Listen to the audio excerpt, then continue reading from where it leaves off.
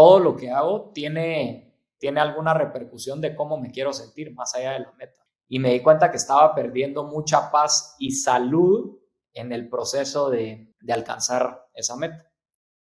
Estamos ayudando a que las marcas puedan conectar con estos usuarios. Estamos desarrollando todo este backend y todo este ecosistema que va a permitir que WhatsApp sea el WeChat de América Latina, de India y del sureste asiático.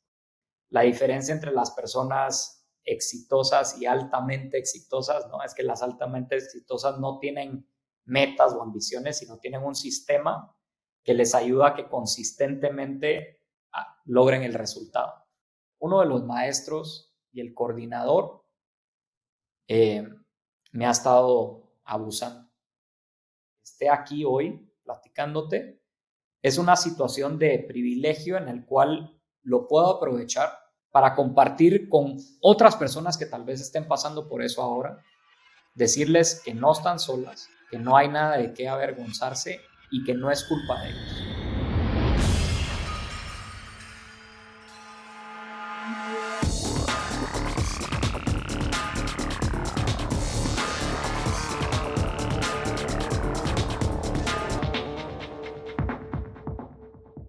Hola y bienvenidos a un nuevo episodio de Cracks Podcast. Yo soy Oso Traba y entrevisto todas las semanas a las mentes más brillantes para dejarte algo único y práctico que puedas usar en tu vida diaria. Antes de empezar, no olvides suscribirte a Cracks Podcast en YouTube. Estamos por llegar a los 100,000 suscriptores y tu suscripción nos ayudaría mucho. Puedes hacerlo en youtube.com/Cracks Podcast. Es gratis y así puedes ver todas las entrevistas en video y enterarte de todos los episodios de estreno. Mi invitado de hoy es Javier Mata. Lo puedes encontrar en Twitter como @jmata12. Javier es un emprendedor serial guatemalteco y hoy es fundador y CEO de YaloChat, una empresa dedicada a la creación de chatbots de venta y atención al cliente basados en inteligencia artificial y con operaciones en México, Brasil y el sureste asiático. Esta es la segunda entrevista que hago con Javier. La primera terminó con una llamada, ya que habíamos terminado de grabar, en la que se hacía imperativo este segundo episodio y ahora vas a saber por qué. Y 3 años después, ahora sí, casi al día exacto, aquí está la entrevista. Hoy, Javier y yo hablamos de abuso sexual, de diseñar un sistema para encontrar pareja, de entrenar para un ultramaratón y del futuro de la inteligencia artificial, entre muchas otras cosas. Espero que disfrutes esta muy vulnerable y muy interesante plática con Javier Mata.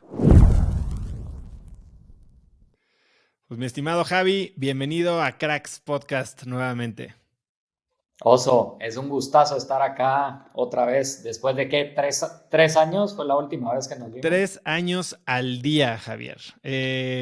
Hace 3 años grabamos el 24 de diciembre, no grabábamos video, yo estaba encerrado literal en mi vestidor para mejorar el audio. Y pues mucho ha cambiado. Hoy estamos 3 años después, el 23 de diciembre, después de 3 años bastante complicados en los que mucho ha cambiado para ti. Y la verdad es que tengo muchas ganas de esta conversación desde ese día que terminamos la llamada y, bueno, la grabación, y me marcaste para decirme que me querías platicar algo y dijimos, no, esto vale la pena grabarlo bien. Después nunca pensé que iban a pasar 3 años. Pero han sido 3 años de desafíos. 3 años, una pandemia, algunos le llaman recesión en el medio. O sea, 3 años de mucha intensidad. 3 años de mucha intensidad, muchos desafíos, algunos involuntarios, como los que estás mencionando, y algunos voluntarios. Hace 3 años me dijiste que en 2020 tenías el plan de hacer el mundial de apnea en Roatán. No sé si eso se logró.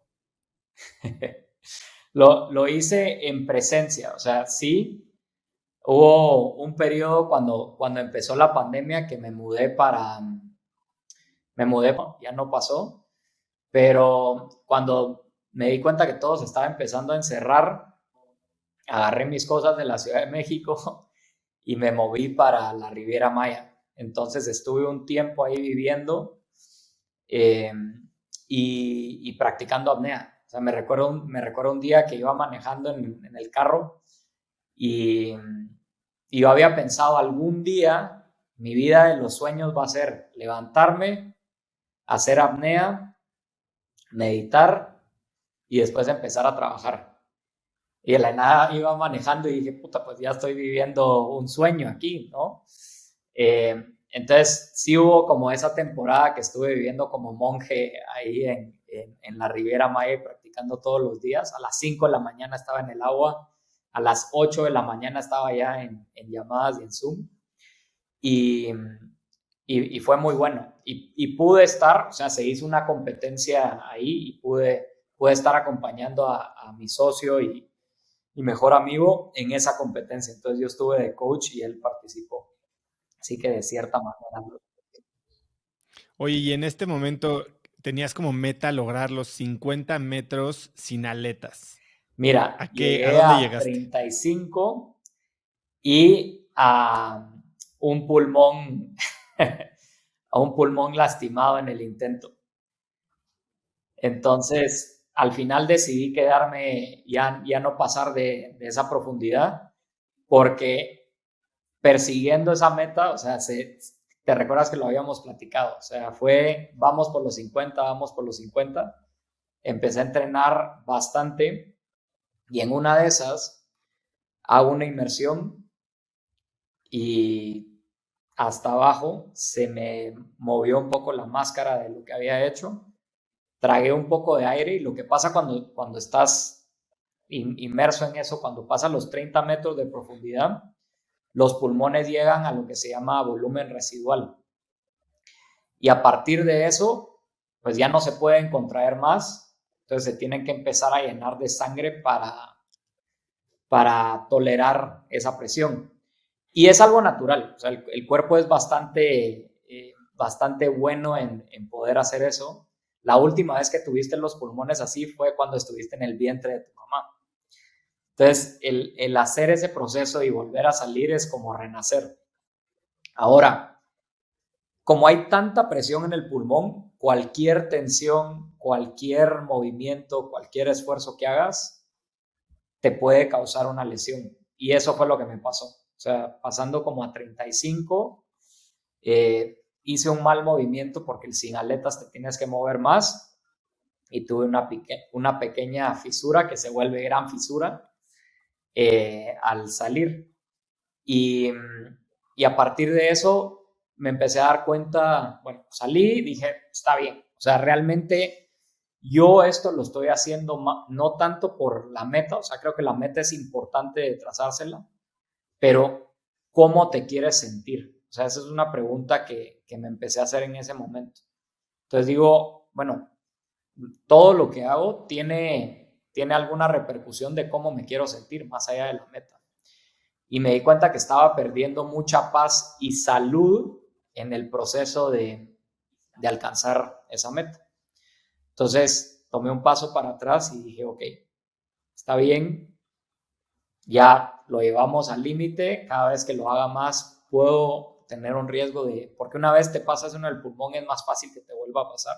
Entonces me pasó 6 veces más para entender la lección y ya con eso quedé de decir, ok, vamos a hacer los buceos hasta 30, que es volumen residual, y en base a eso empezarlo a practicar. ¿Por qué? Porque yo lo que estaba buscando con este deporte era paz.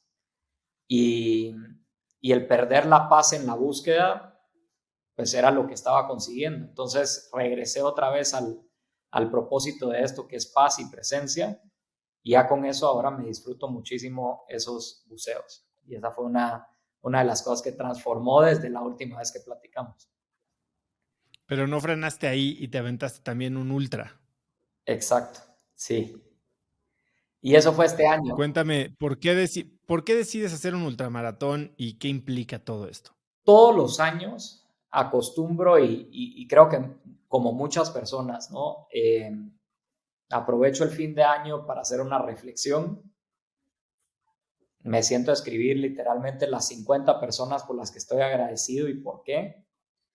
Y dentro de eso me trazo diferentes objetivos que luego los platicamos, ¿no? Entonces busco uno profesional, busco uno de riqueza, que lo pongo así, que para mí riqueza es igual a libertad, o sea, realmente es que tú puedas tener la decisión de decidir qué hacer, ¿no? Todos los días y tener esa libertad financiera.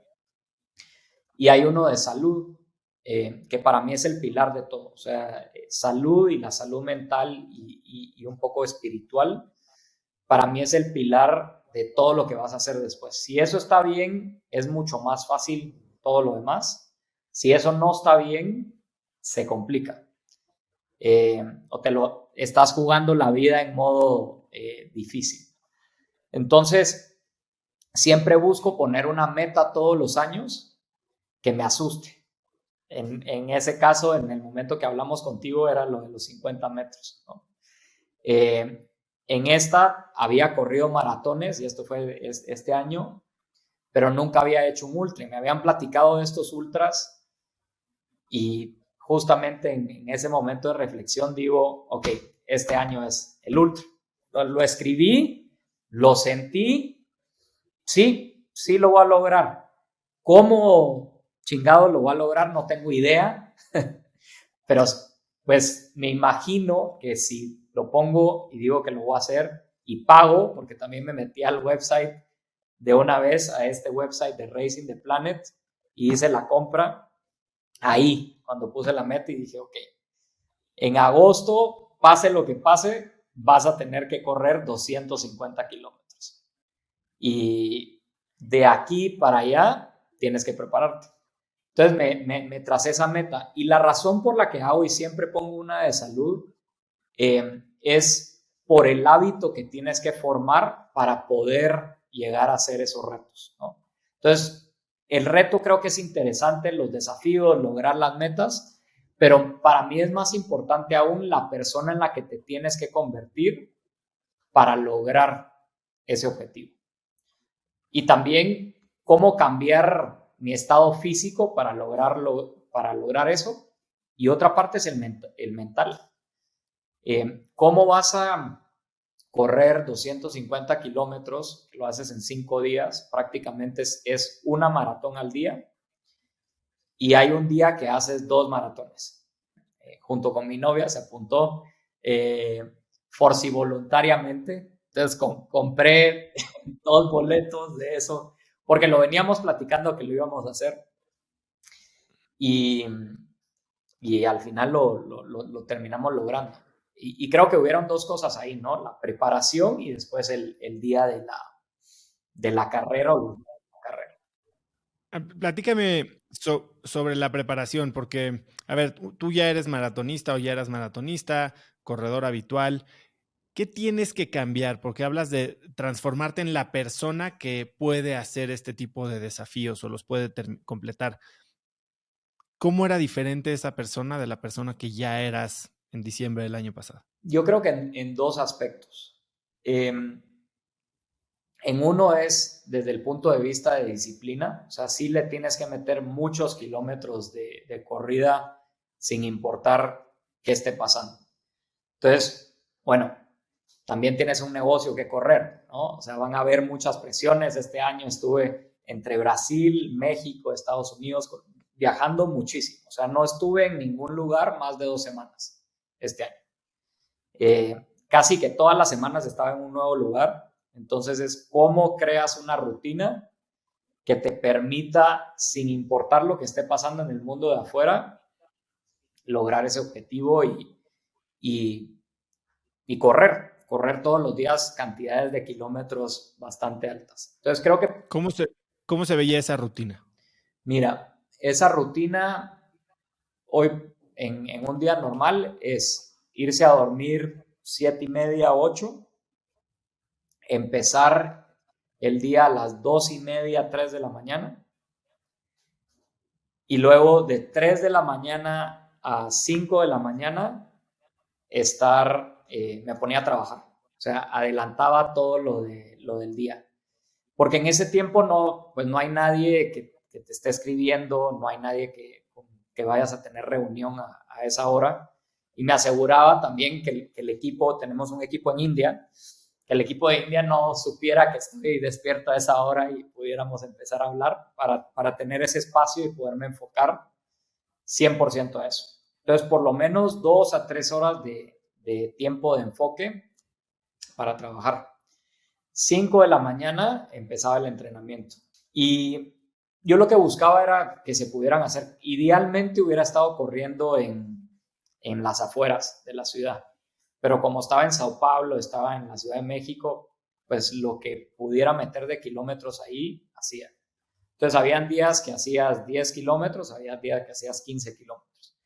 Y los fines de semana tenías que correr de 3 a 8 horas, estar en las montañas y hacer los back-to-backs. Entonces, los back-to-backs significa 2 o 3 días en los cuales corres más de 30 kilómetros. Y es un correr, caminar, escalar, porque lo vas a hacer en la naturaleza, no es en asfalto. Entonces, esas corridas también las haces con mochila, porque parte de la carrera es que tú cargues todo lo que vas a usar en la carrera. O sea, no te dan nada más que agua y una carpa. El sleeping bag, los zapatos, toda tu ropa, toda la comida, la tienes que llevar tú y la tienes que llevar cargada. Entonces, prácticamente llevas de 15 a 20 kilos en la espalda. Yo no sabía necesariamente, o sea, me aventé y dije, lo vamos a hacer. No tenía idea de cuánto tenías que llevar en la espalda hasta el día de la carrera. Entonces, todo el entrenamiento lo hice con un camelback con un poquito de agua, ¿no? Que prácticamente representaba un cuarto de lo que iba a estar cargando en la espalda ya el día de la carrera. Entonces, fuimos haciendo todo ese kilometraje junto con Cristian donde estuviéramos. O sea, un periodo en el que estábamos en Nueva York en medio del verano también y nos recorrimos durante 3 días todo Manhattan, todo Brooklyn, todo Queens en ese calor y solo íbamos tomando agua durante todo el tiempo y los vas haciendo durante días. Entonces creo que una parte es tener la disciplina para constantemente estar levantándote a esa hora y ahí es cómo aprendes a domar un poco la rutina de dormir. O sea, esa fue para mí, si quieres adueñarte de la rutina de la mañana y hacerlo bien sin sacrificar tantas horas de sueño, tienes que dominar la rutina de dormir o desconectarte al final del día. Entonces creo que esa fue una que todavía estoy en proceso. O sea, a veces lo logro, a veces no. ¿Cómo se ve tu wind down? O sea, si te vas a dormir a las 7:30 de la noche, yo no sé si lo mantienes, pero hoy asumamos que te duermes a las 10. ¿Cómo se ven las últimas 2 horas de tu día o cuánto tiempo necesitas para prepararte para dormir? Trato de mantenerlos, no siempre se puede. Es una de las metas. Y lo que pasa cuando sé que va a ser una semana de la chingada, acá tengo el Oura Ring que me mide la recuperación y el sueño. Creo que tú también lo tienes ahí, ¿no? Cuando sé que va a ser una semana de la chingada, me lo quito. Ignorance is bliss. Porque me daba cuenta que me levantaba y me decía el anillo, estás mal, no vas a poder eso. Y digo, no me voy a mentalizar que estoy bien. Vamos a quitar el medidor. Pero usualmente lo que busco es 2 horas antes de que me vaya a dormir, no celular, o sea, dejarlo en algún lugar. Usualmente lo dejo afuera del cuarto y lo pongo ahí. Entonces ya evita la luz blanca, ¿no? No celular, no computadora, no televisión. Y ya me voy más a un libro o algo por el estilo. Hago un estiramiento también que me ayuda como a liberar. Otra de las cosas, a veces sí, a veces no, pero las veces que lo hago es cuando logro dormir, te digo, 6 o 5 horas y sentirme completamente recuperado y hasta marcado acá, es una rutina de sauna y hielo antes de dormir. Entonces, hay bueno, que no lo tengo, no viajo con eso, pero en cierto lugar lo que compramos fue hay un mat, ahorita se me fue el nombre, que es una sábana. O sea, tú compras una sábana y te metes adentro de esa sábana y es un sauna infrarrojo. Luego te paso el Sí, me nombre. interesa mucho. Entonces, en 30 minutos estás sudando y te relaja muchísimo. Y después de eso, una tina de hielo por 6 minutos. Una meditación, leer un libro y ya te vas a dormir. Esa, digamos, sería la rutina ideal.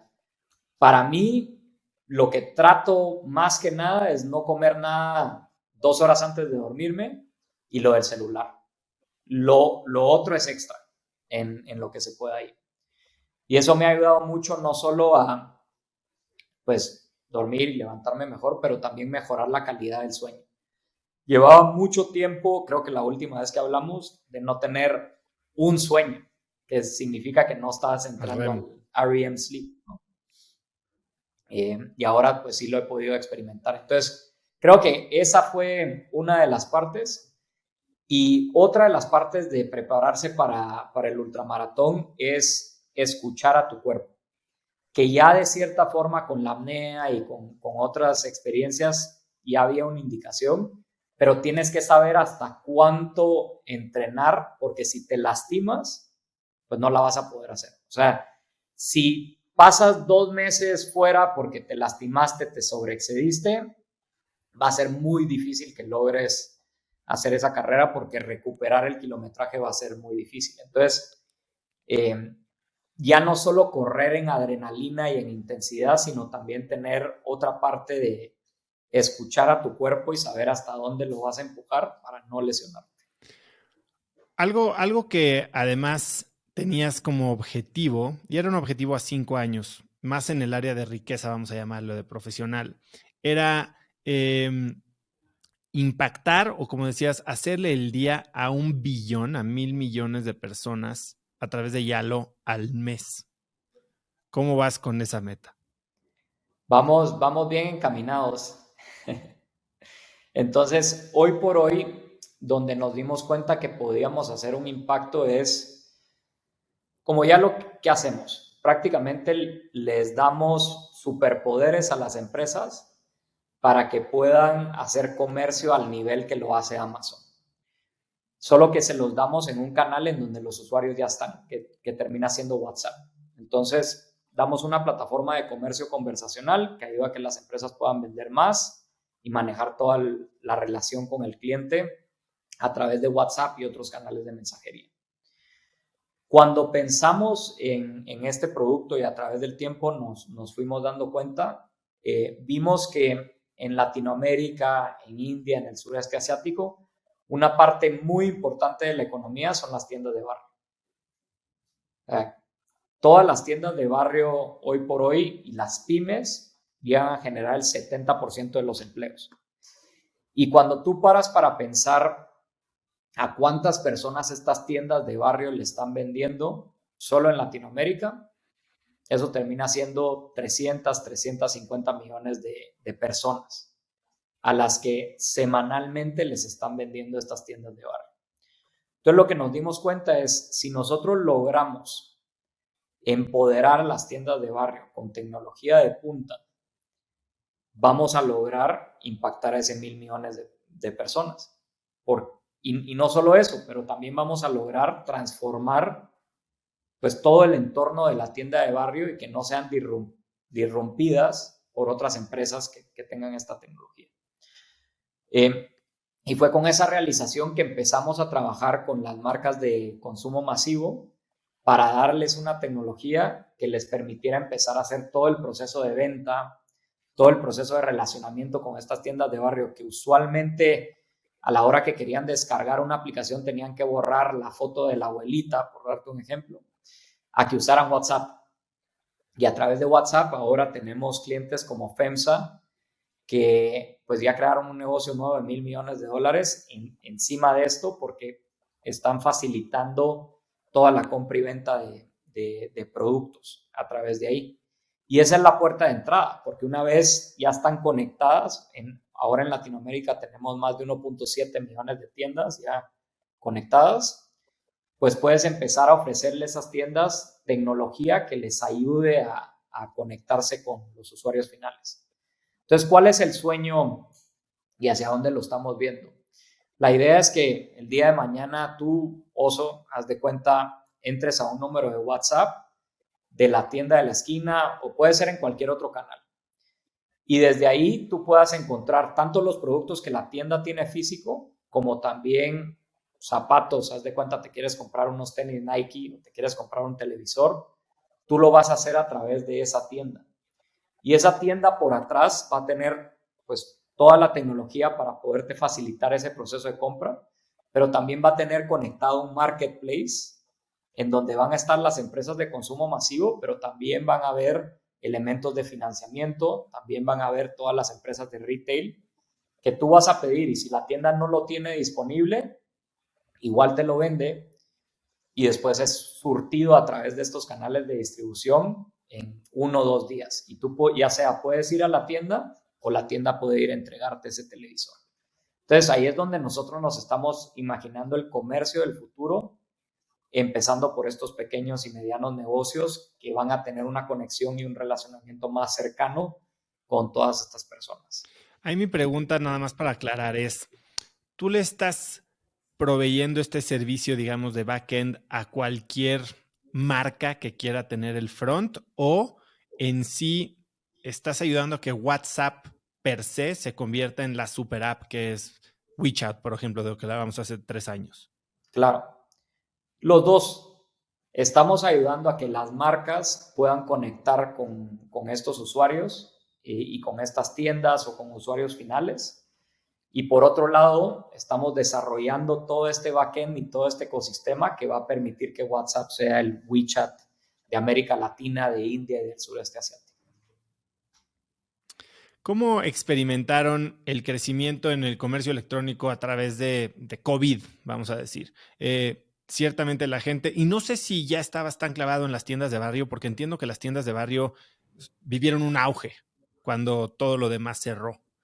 ¿Cómo lo experimentaron ustedes en Yalo?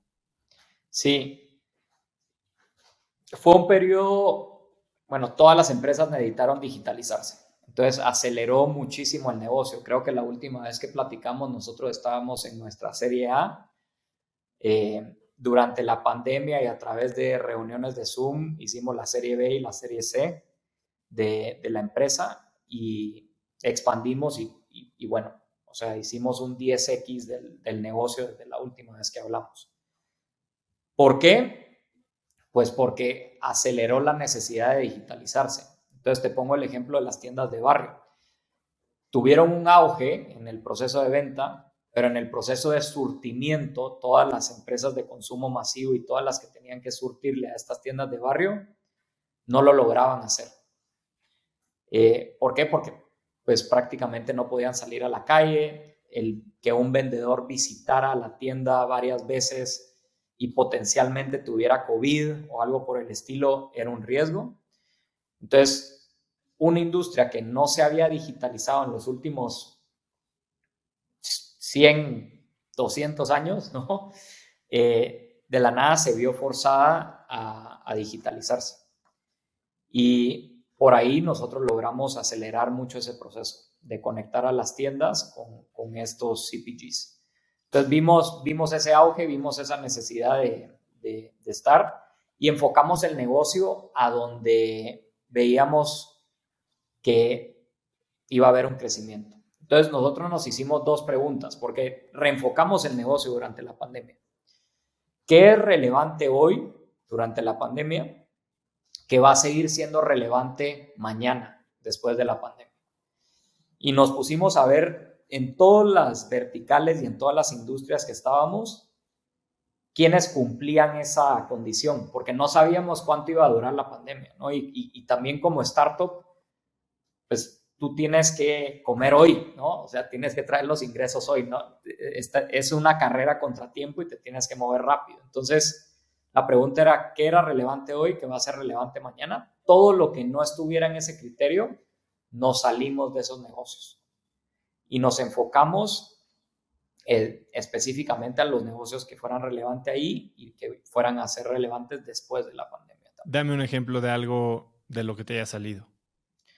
Pues mira, dentro de la industria estaba todo lo que es turismo. Entonces, turismo, teníamos diferentes clientes en el sector de turismo que dejó de ser relevante por un periodo durante la pandemia y decidimos salirnos de ahí, ¿no? Y en ese entonces muchos de los de turismo no sabían qué era lo que iba a pasar, entonces también ellos tenían sus propias crisis internamente de cómo llevarlo. Habían otras industrias que sí, que sabíamos que iban a ser relevantes durante la pandemia y después, o sea, ahí tienes pues toda la parte de retail, servicios financieros, los CPGs, entonces ahí empezamos a tener un enfoque más específico.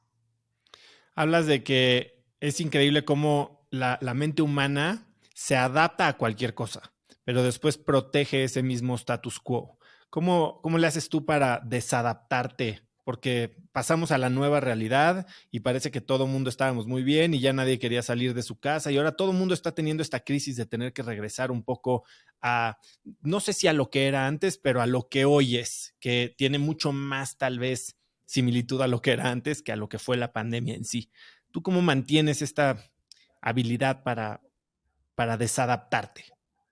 Claro, sí, es una buena pregunta. Es difícil, o sea, no creo que sea algo sencillo y lo platico todo el tiempo con mi novia, en el cual no sé si has visto Harry Potter, me imagino que has visto Harry Potter alguna vez La o la verdad es que conoces. no. A mi esposa le encanta y yo nada más no puedo con esa serie. O sea, con la serie de películas, vamos. Bueno, hay una analogía ahí que es interesante, ¿no? Pero en la serie de Harry Potter existen estas cosas que se llaman Dementors, que prácticamente como funcionan es en base a tus miedos, se alimentan y te succionan toda la energía y te van como atrapando en base a tus miedos.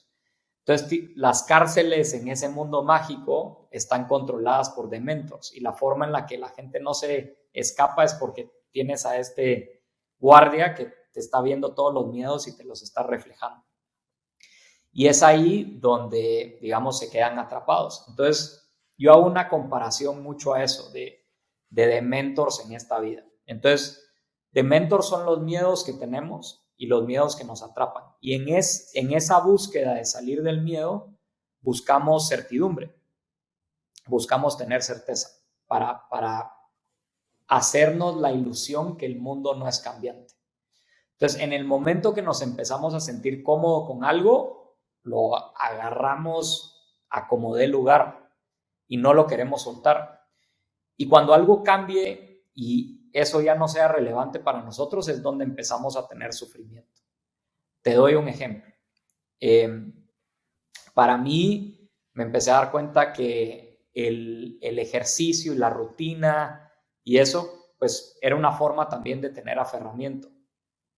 ¿Por qué? Porque no me podía, llegué a un punto en el que si yo no cumplía la rutina exactamente como la tenía que cumplir en la mañana, ya decía, no, mi día no va a funcionar. Y estaba un poco atado a eso, ¿no? Y otro proceso es con las personas. Con las personas nos pasa muchísimo también, que es, yo estoy conociendo, en tu caso, la versión de Oso que conocí hace 3 años y que estoy platicando ahora y que hemos mantenido a través del tiempo. Pero yo hice una imagen de ti y bajo esa imagen le atribuí ciertos valores, le atribuí ciertas características.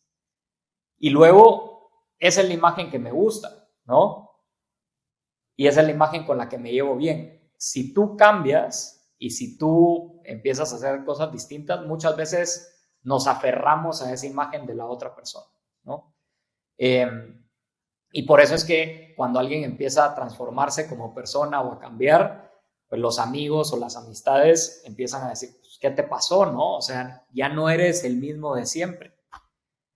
Y el mismo de siempre, pues tú dices, ¿quién es el mismo de siempre? O sea, tú lo que tienes es una imagen mía que es la que te funciona a ti y por eso no quieres que cambie, pero no, mantenernos en evolución. Entonces yo creo que hay ese tipo de aferramientos, inclusive hay aferramiento y materialismo espiritual. O sea, a mí me ha pasado también que luego te empiezas a aferrar en la meditación y en el yoga y en esto que no debería pasar, pero también lo usas como una forma de escape. Y empiezas a juzgar a los que meditan, de los que no meditan. Hay todo un rollo, o sea, inclusive en lo que estés pensando que es más, te quieres ir al veganismo, hay aferramiento también ahí, ¿no? En donde quieras. Entonces, ¿qué creo que son dos partes? Primero es pacificar la mente para darte cuenta de que este tipo de cosas suceden. Y lo otro es hacerte esas preguntas. O sea, creo que para mí uno de mis propósitos y una de mis mantras que llevo y todas las mañanas grito en la regadera, Sigues gritando. sigo con eso, no me he desaferrado del grito. Y es que mi propósito es estar consciente y compartir abundancia con coraje hacia las demás personas y hacia mí mismo también. Y creo que la parte de estar consciente es una parte clave ahí, ¿no? Estar consciente para poder examinar tu vida, qué está funcionando, qué no está funcionando, a qué te estás aferrando, a qué no te estás aferrando, ¿no?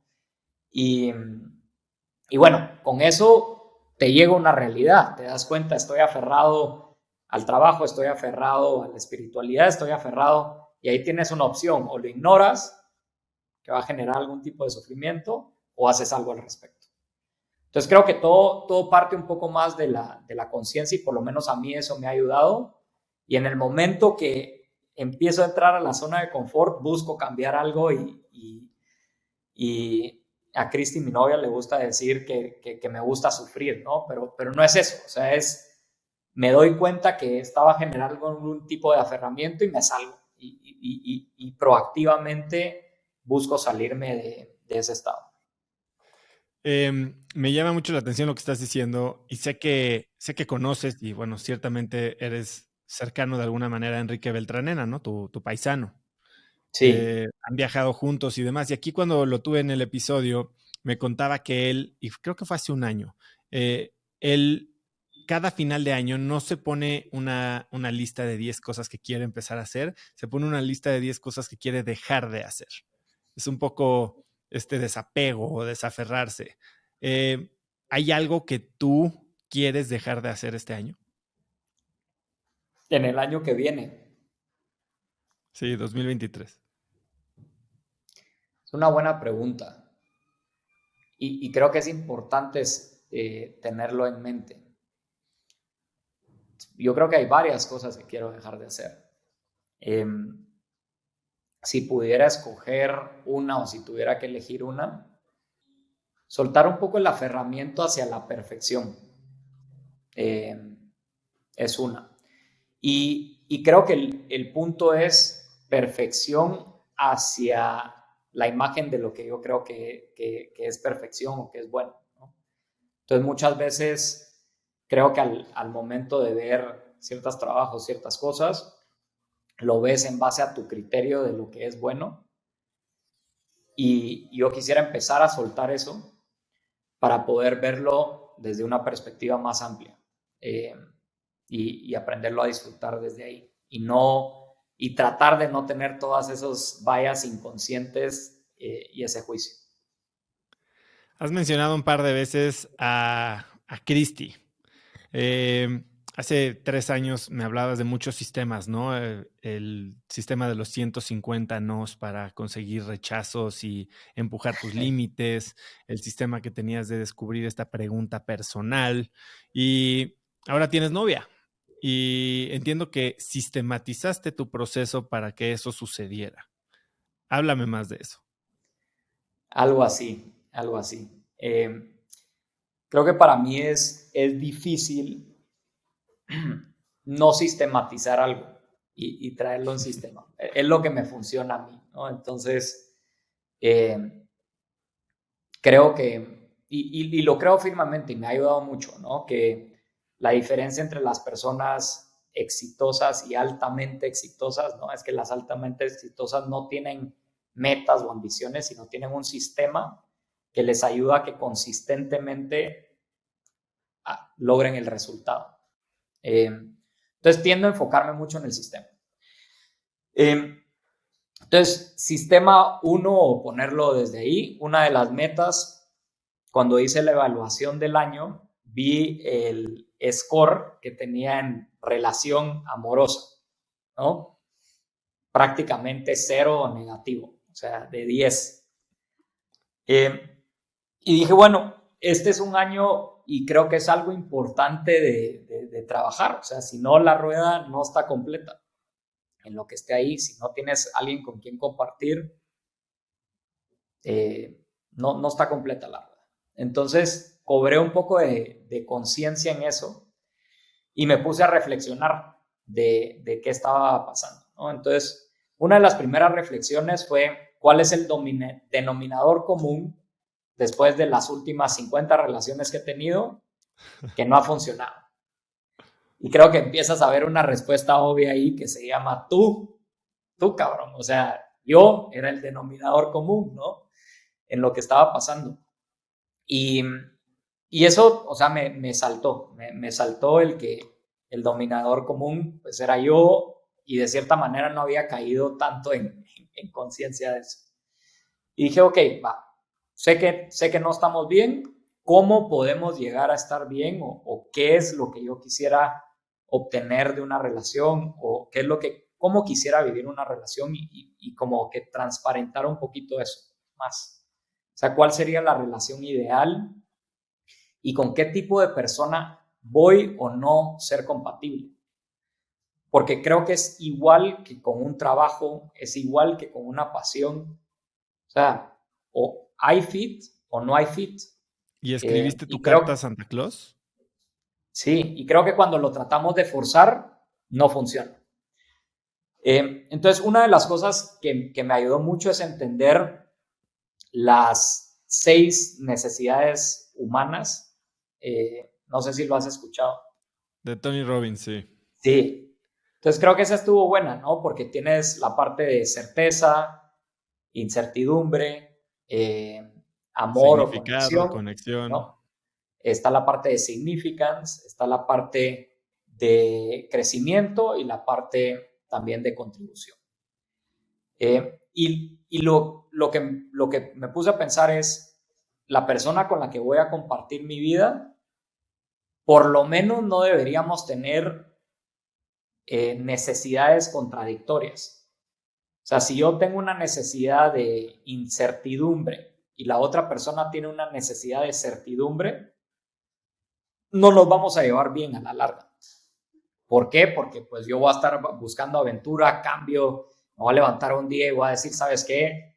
Vamos a este viaje, hagamos esto. Y la otra persona va a decir, espérate, o sea, se te olvidó planearlo, necesitamos hacer esto más con tiempo.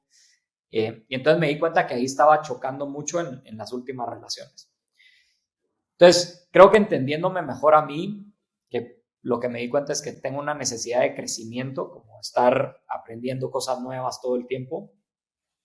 Y la otra es una de incertidumbre. O sea, y creo que el hecho de no estar en un mismo lugar este último año por más de una semana te puede decir cómo me gusta estar cambiando bastante. Y dije, ok, vamos a buscar una persona que tenga necesidades similares, por lo menos en la primera, que es crecimiento. Entonces, empieza con la elección. O sea, y creo que el 90% del éxito de una relación es la elección mutua. Y luego, 10% pues sí lo tienes que trabajar. Entonces, escribí en un papel esto, escribí exactamente más cómo iba a ser la relación una vez sucediera. Me puse la intención y dije, voy a encontrar a esta persona. O sea, sé que la voy a encontrar, no sé cómo, no sé dónde, pero sé que la voy a encontrar. Y a partir de eso, Oso, también puse una de las metas y hábitos. Entonces dije, bueno, ¿cómo puedo maximizar la probabilidad de encontrar a esta persona? Entonces dije, bueno, ¿qué pasaría? Mira la idea. ¿Qué pasaría si una de las metas este año es 50 primeras citas? Porque si tengo 50 primeras citas, pues la probabilidad de que encuentre o seamos compatibles con alguien va a ser alta. Eh, bueno, o sea, el experimento de las 50 primeras citas no, o sea, fue bien por las primeras semanas y después, o sea, ya te puedes imaginar cómo terminó, no bien, ¿Y no, cómo, no, cómo conseguías estas primeras citas? ¿Tinder? lo que fuera. O sea, era Tinder, pero también caminando en la calle. Y también lo hice como para romper ese miedo o esa limitación de hablar con alguien, ¿no? Entonces, y conocí a gente extraordinaria en el proceso. Creo que fue algo muy bueno en ese proceso de estar ahí, ¿no? Pero luego, digamos, todas las semanas tenía como algo forzado de decir, ya no puedes tener una segunda cita porque tienes que llegar a tu otra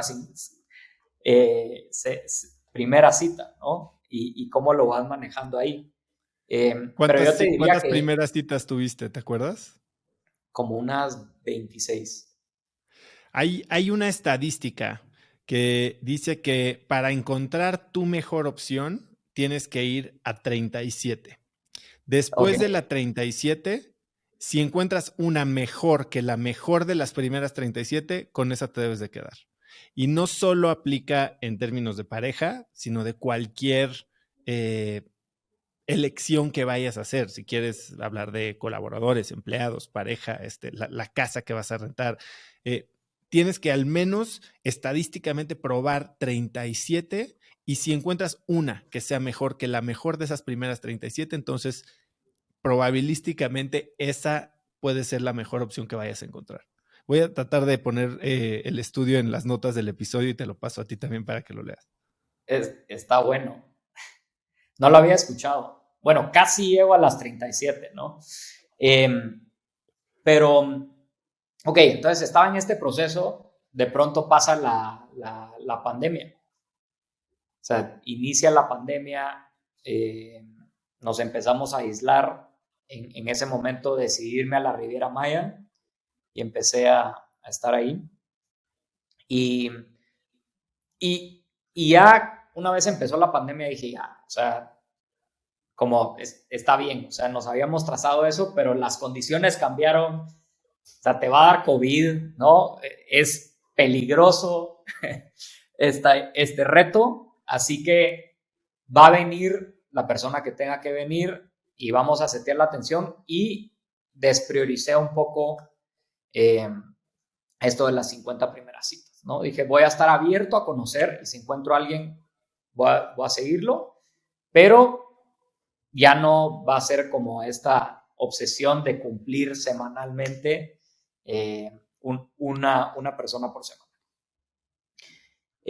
Ahí pasó ese tiempo, pasa lo de apnea, se empiezan a cerrar los diferentes países y decido regresar a Guatemala, que es donde nací, cuando digamos era el pico de COVID, que estábamos completamente aislados. Digo, bueno, por lo menos si voy a hacer eso, lo voy a compartir con mi familia. Nos vamos a encerrar juntos y compartir ahí. Entonces yo decido regresar y en ese regreso, Cristi, que había vivido afuera también, que es de Guatemala, decide regresar. Y llevábamos un tiempo no nos conocíamos, o sea, no nos habíamos conocido. Entonces un día vivimos, imagínate la coincidencia, o nuestras familias viven enfrente una de la otra. Y uno de esos días, ella empieza a dar clases de yoga en el vecindario y decide darle clases de yoga a mi hermano y a mi mamá que estaban acá.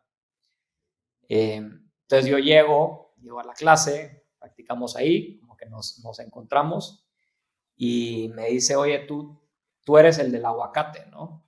Digo, o sea, ¿cómo sabes esa historia del aguacate? Y resulta que ella también corre maratones y hubo una maratón en Nueva York en donde en el grupo de las personas que estaban corriendo hablaron de una persona que se había comido un aguacate como única preparación, ¿no? Como dijeron, acá está esta persona rara que vino a correr Estuvo meditando ahí en la esquina y antes de la carrera se comió un aguacate y luego corrió la maratón. ¿Por qué hiciste eso? Porque en ese entonces estaba Keto, ¿qué? en keto y mi reto era poder correr una maratón completamente en ketosis y ver si era posible, ¿no? O sea, mucha gente te dice que no es posible, que necesitas los carbohidratos, necesitas los GUS. Dije, bueno, me siento muy bien nutriéndome de pura grasa, voy a probar a hacerlo así. Te diría que 90% de éxito o 98% de éxito. La maratón la terminé. Lo único es que me desmayé al entrar a la meta. Ese es el único detalle final de ahí, pero no fue nada grave. Y bueno, entonces me cuenta esa historia. Y ahí empezamos a hablar. Y le digo, ¿qué estuvieras haciendo si no hubiera una pandemia? Dice, algo que he querido hacer por mucho tiempo es un retiro del silencio.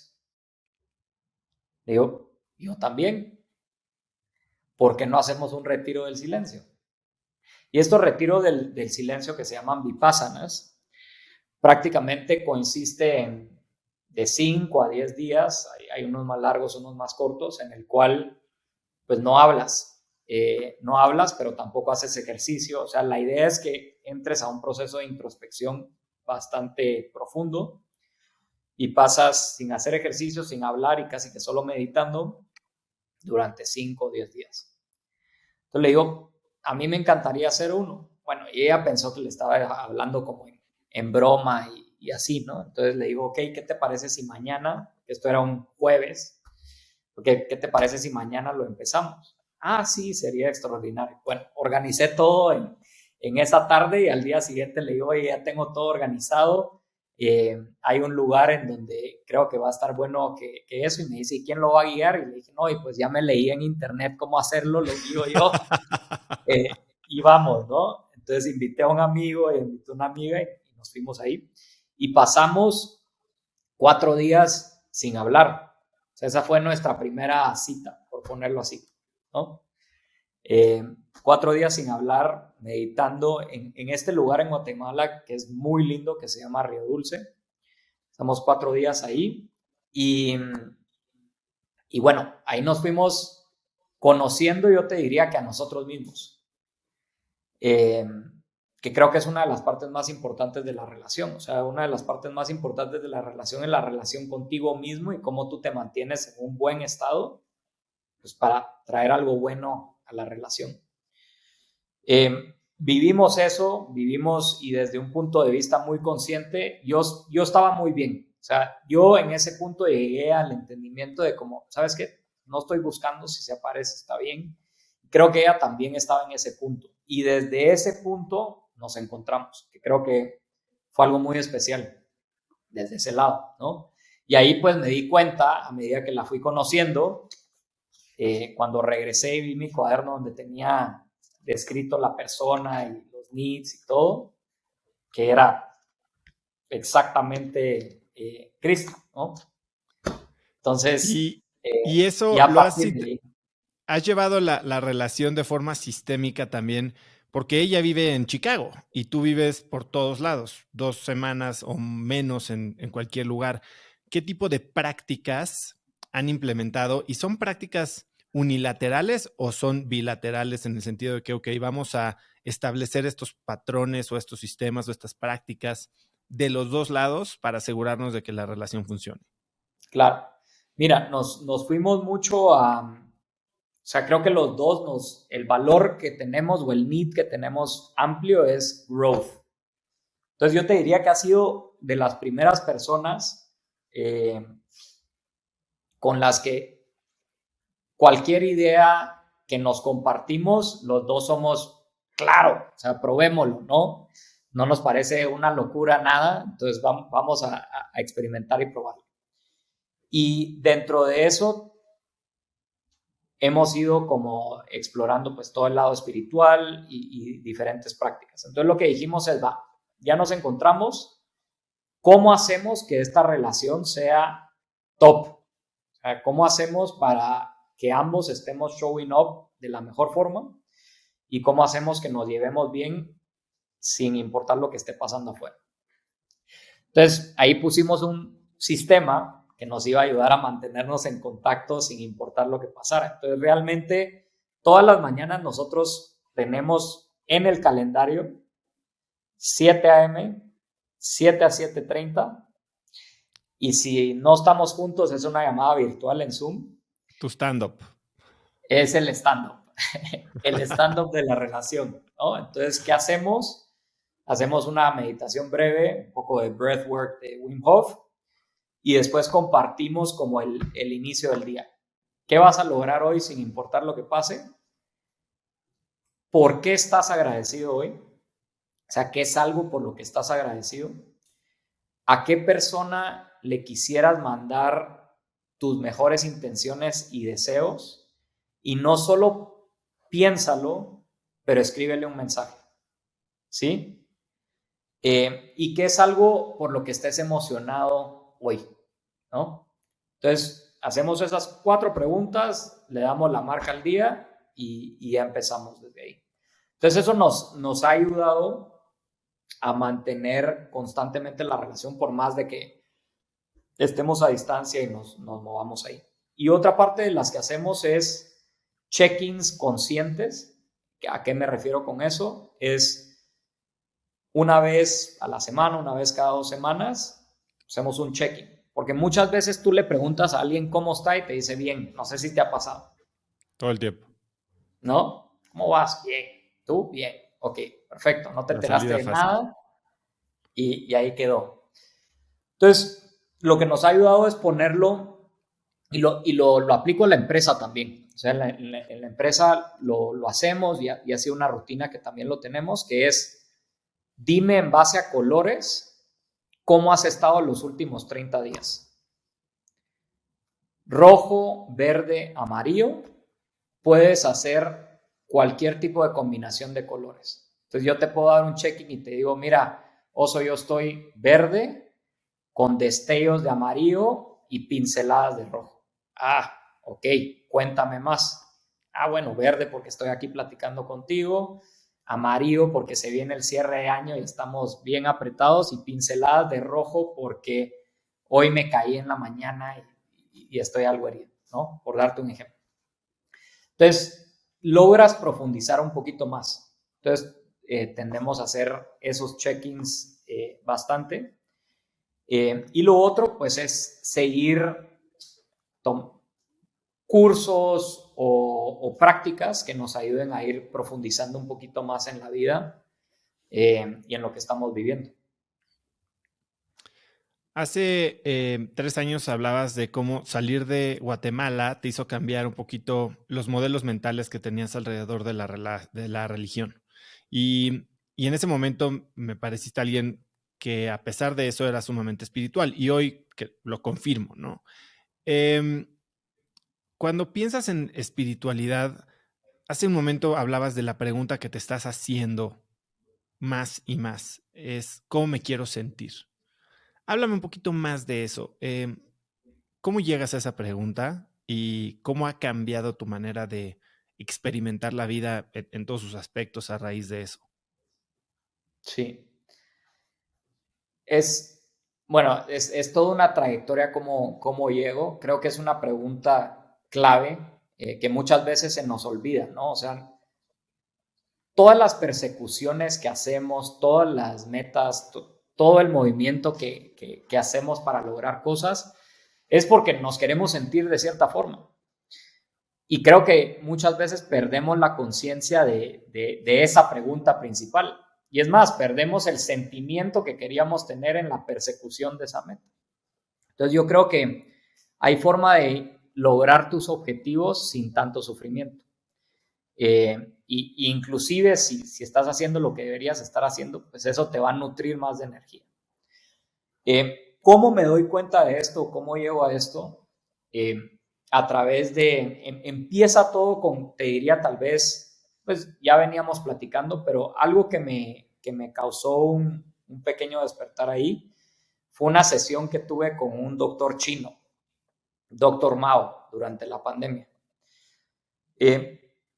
Yo, ¿De qué era esta sesión? ¿Qué esta buscabas? sesión era para ver cómo estaba. O sea, me recomendaron ir, venía muy recomendado y me dijeron, Javier, ve, Cristi me recomendó, velo a ver. Y yo le digo, pues yo estoy re bien, o sea, estoy súper, estoy corriendo, está la meditación, está esto, está esto, está esto, está esto, me siento súper energético, estoy empezando mis días con mucha energía y me siento muy bien. Pero bueno, decidirlo a ver, me siento con él y usualmente no sé si ha sido con un doctor de medicina china. ¿No? Este cuate tiene, bueno, una rama de 52 generaciones de medicina china que se han ido pasando de padre a hijo, de padre a hijo, de padre a hijo. Y la sesión funciona en el que te ve los ojos, o sea, te ve los ojos. Otra parte es que te toma el pulso, ¿sí? Y te pide sacar la lengua. Ahí quedó. O sea, ese es tu análisis, ¿no? Ojos, pulso, lengua. Ok, perfecto. Entonces hacemos esa rutina cuando llego y me dice, tu hígado está súper dañado. Mi hígado, o sea, me diste la lengua y ¿por qué? Y me dice, sí, o sea, cuéntame un poco más de tu vida, porque también como que el tema no es solo el diagnóstico que te hagas, sino también un entendimiento más holístico. Entonces le expliqué lo que hacía y me dice, estás corriendo en pura adrenalina. Te vas a quemar eventualmente. O sea, de la forma que te estás llevando, estás secretando mucha adrenalina, que está bien, te veo con esa energía, pero es algo que te está acabando la energía vital. O sea, te la estás acabando y eventualmente va a llegar un punto. Y salí de ahí con un como, bueno, está bien, pero lo que me funciona a mí. Y luego tomé una pausa y dije, no, pues, o sea, hay algo acá que tengo que explorar, eh, que sería bueno entender un poquito más. Y creo que ese fue el principio de, de empezar a explorar más allá de solo metas y adrenalina y pompiémonos, entendámonos un poquito mejor por qué estamos haciendo lo que estamos haciendo, ¿sí? Y por qué esta rutina y por qué te gusta tanto el trabajo, ¿no? Que muchas veces yo creo que lo que te da es miedo de hacerte esas preguntas, ¿no? Dicen que si la meditación no te hace cambiar de amigos, de trabajo, eh, de lo que sea, pues la meditación no está funcionando porque te lleva a hacerte ese tipo de preguntas. Y, y una de las preguntas que empieza a surgir a partir de esto es ¿de qué estás escapando? ¿No? O sea, ¿de qué estás escapando que tu forma de traer certeza al mundo es a través de todo lo que haces y todo este movimiento? Y ahí lo conecté con el cómo te quieres sentir. Pero o sea, para llegar al cómo me quiero sentir y buscar cómo me quiero sentir, pasé por un periodo de entender un poco el escape. Entonces digo, ok, toda la vida, para mí, la he visto como un proceso en el que me obsesiono bastante rápido por las cosas. Y creo que ha sido positivo en general, ¿no? Hay cosas negativas que trae, pero positivo en general. Se te mete una idea, la quieres lograr a como dé lugar y vas a crear un sistema para que se logre y creo que eso es bueno, ¿no? Pero también lo que traíamos de vuelta a este tema de aferramiento, o sea, luego esa misma máquina que te llevó a algún lado ya no la quieres soltar. Y ya no la quieres soltar porque yo creo que me empecé a dar cuenta, bueno, si paso de correr, me voy a freediving, si es de freediving, me voy a esta otra actividad, si es de esta otra actividad, a esta otra actividad. Y eran de cierta manera adicciones, ¿no? Cuando no estás consciente puede ser algún tipo de adicción y solo vas cambiando de tipo de adicción, ¿no? O sea, entonces mi forma de verlo era la adicción a correr o al ejercicio es mucho mejor que la adicción al alcohol. Entonces, vamos mejorando, ¿no? ¿Qué otra adicción traemos acá? ¿Cómo podemos traer una adicción a la espiritualidad? ¿Cómo podemos traer una adicción? Y un poco así me estaba moviendo la última vez que platicamos, te diría, que caí un poco más en conciencia. Y luego escuchando a Gabor Mate, que es pues creo que lo has escuchado, ahí podemos poner el link luego. Él platica de no trates la adicción, trata el dolor, ¿sí? Y ahí empecé a pensar, ok, ¿qué es el dolor o qué es el trauma o qué es algo que no he afrontado, que me está haciendo ir gastándome la energía vital de punto en punto? ¿Y cómo puedo empezar a pensar y llegar a ese punto de entender cuáles son los diferentes dolores, ¿no? Y creo que al momento que empiezas a explorar eso y lo logras sanar, pues vas a fluir mucho mejor, ¿no? Porque vas a hacer las cosas, pero las vas a hacer no porque estás escapando de algo, sino porque realmente crees en ellas. Y creo que el escapar es un motivador genial. O sea, no creo que trae muy buenas cosas, ¿no? O sea, la ansiedad, el sentir que te están persiguiendo unos tigres atrás y que si no resuelves el problema te vas a morir, genera drive, ¿sí? Pero creo que hay una forma distinta para que lo hagas y te puedas disfrutar el camino también. Ahora, ¿cuál es el proceso que sigues cuando te cae el 20? Te das cuenta de que tal vez estás huyendo de algo, pero no sabes de qué, ¿no? O sea, ¿cuál es este proceso para verdaderamente descubrirte a ti y descubrir un dolor que tal vez llevas escondiendo y negando, que tal vez ni siquiera te acuerdas? O sea, inconscientemente lo enterraste. ¿Qué técnicas usas?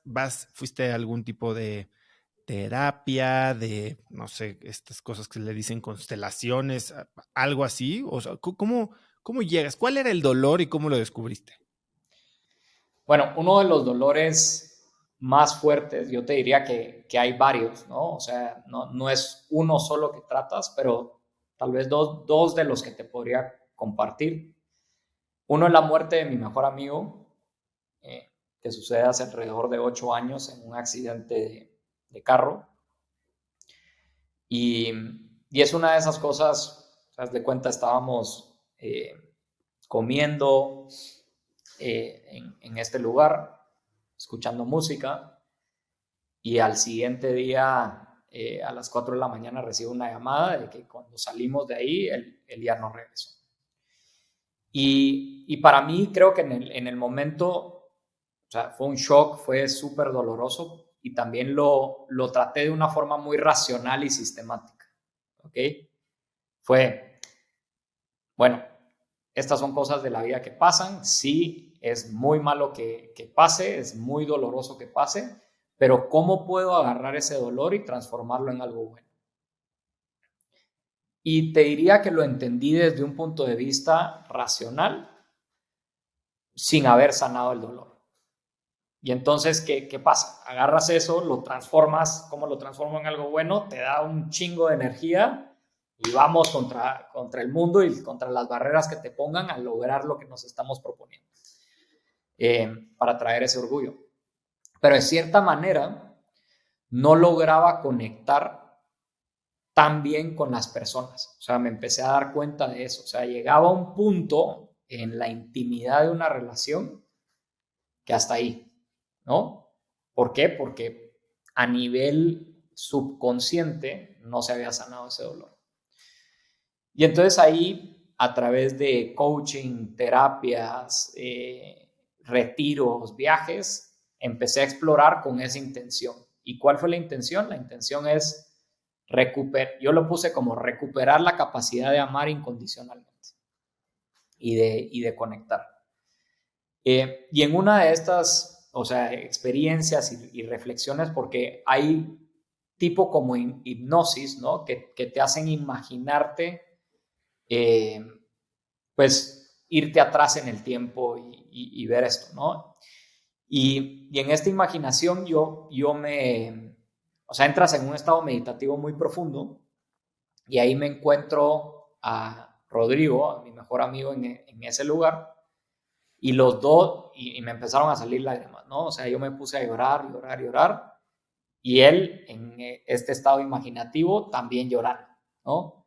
Luego, los dos sonreímos en esto y a partir de eso entendí, no solo desde un punto de vista racional, pero cambió mi pregunta, ¿por qué esta persona ya no está? ¿Por qué esto pasó? Cambió la pregunta, ¿qué afortunado fui que tuve? No la pregunta, pero te diría la afirmación y el entendimiento de qué afortunado fui que pude experimentar y pude conocer a esta persona por este tiempo, ¿no? O sea, pude no haberla conocido. Y lo vi como me siento muy agradecido que pude compartir con esta persona tantos años de vida. Y me llené de mucho agradecimiento. No solo desde un punto de vista racional, pero yo te diría que desde un punto de vista subconsciente. Y eso me permitió, pues, abrirme más a poder tener más intimidad desde ese punto. Entonces, esa fue una exploración que hice en el caso de la muerte de mi mejor amigo, ¿no? Hace 3 años, 24 de diciembre, estaba ahí en mi vestidor, terminamos de grabar y me marcaste. Cuando habíamos ya cortado todo, oye, ¿cómo te pareció la entrevista? No muy padre. Oye, Oso, me quedé con ganas de platicarte algo. Y así de la nada, soltaste pues algo que a mí me movió mucho, ¿no? Me soltaste un bombazo y te dije, esto no es algo que podemos como que grabar un clip de 2 minutos y editarlo y meterlo, ¿no? O sea, me gustaría pues explorarlo bien. ¿Qué es lo que me querías contar ese día y cómo lo descubriste? Sí. Mira, y creo que es una de las cosas de ir detrás de la incomodidad, ¿no? O sea, luego estuvimos hablando, coordinamos la llamada y me recuerdo que me preguntaste, ¿no? Javier, si no te sientes cómodo de hablar, dime, está bien, ¿no? Entiendo. Para esta entrevista. Para esta entrevista. Y yo te dije, Oso, es porque no me siento cómodo que la quiero hacer. Porque creo que es importante, ¿no? Y creo que es algo que no se trata solo de mí, sino es algo que al contar esta historia se puede ayudar a muchas personas que tal vez estén en esta situación. Entonces, te digo cómo descubrí y cómo entendí esto fue en una de estas experiencias también. Estaba en un evento de Tony Robbins, ¿sí? Y nos pidieron que hiciéramos, o sea, que cerráramos los ojos y que nos fuéramos a nuestra primera memoria, ¿ok? Entonces, pues yo cerré los ojos y me fui a una primera memoria, o sea, a lo más atrás que me recordara de mi niñez. Y la primera memoria que me acuerdo pues, fue 6 años, te diría, estando en este circo en Guatemala, en donde prácticamente todos, todos se callaron, yo dije una broma y todos empezaron a reírse, ¿no? De esa broma y aplaudir como que pensaron que yo había sido parte del show. Y me recuerdo de eso como algo que en ese momento yo me había sentido muy mal porque de la nada había estado en el spotlight y esta parte, ¿no? Entonces, eso fue lo que me acordé y lo platico con mi hermano que había estado ahí. Le digo, oye, me acordé de esto fue lo que vi. Y me recuerdo que pues me escondí después de eso y me dice, no, o sea, no te escondiste, tú estabas feliz de que eso haya pasado. O sea, no te recuerdas de esa memoria bien, no podías dejar de hablar de esa experiencia.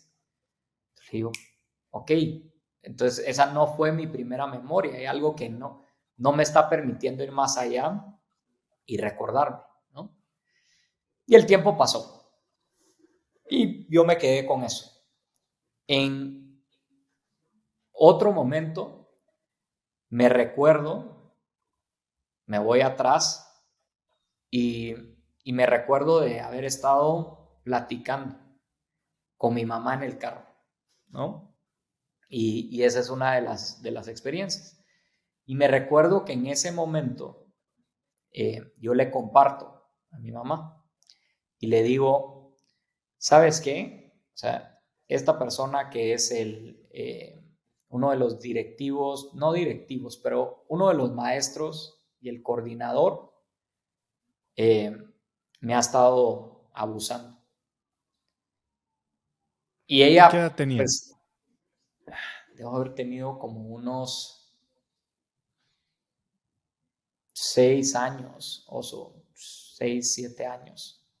No, o más, ¿sabes? Debe ser como 10 años, ¿no? Y en tu memoria, ¿recuerdas este sentimiento de que era algo que no debería de estar pasando?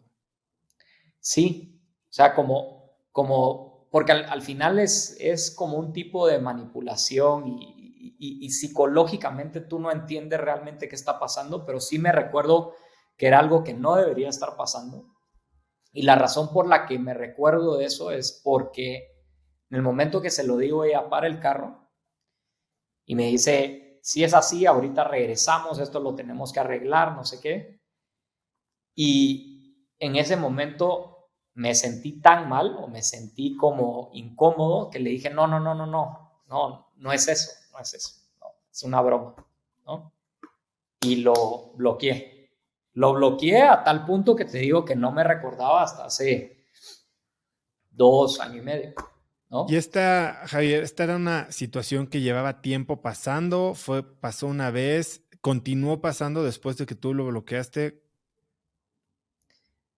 Fue una situación que pasó más de una vez y fue una situación que eventualmente dejó de pasar, ¿no?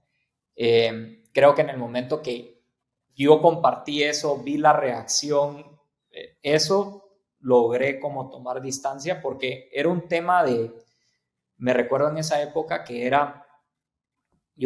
bueno, me decía que era muy inquieto y mal portado en la escuela, que estaba bromeando todo el tiempo y de eso, ¿no? Entonces, que si no hacía lo que me estaban diciendo, me iban a sacar del colegio.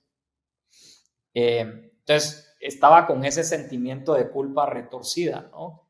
Hasta que creo que a esa edad fue como, bueno, no me importa que me saques del colegio, ¿no? Vámonos a hablar porque ya sabía yo que si lo iban a hablar de eso, pues iba a generar algún problema.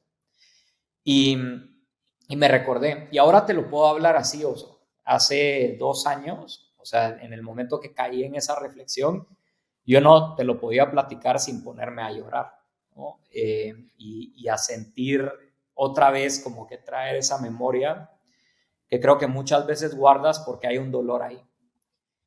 Y, ¿Y por qué lo estoy contando? ¿Y por qué me quedé con esa gana de contarlo y de platicarlo? Y es porque creo yo, y me di cuenta, o sea, en una meditación lo vi, y de pronto me vi a mí como un niño indefenso, ¿no? Y que que esto estaba pasando.